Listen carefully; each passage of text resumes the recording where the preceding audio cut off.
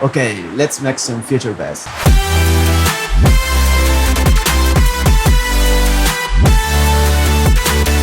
So I wanna make future bass. Like first, this is the chord here. Like make it just with the serum. So there's no layer here. So it sounds like this.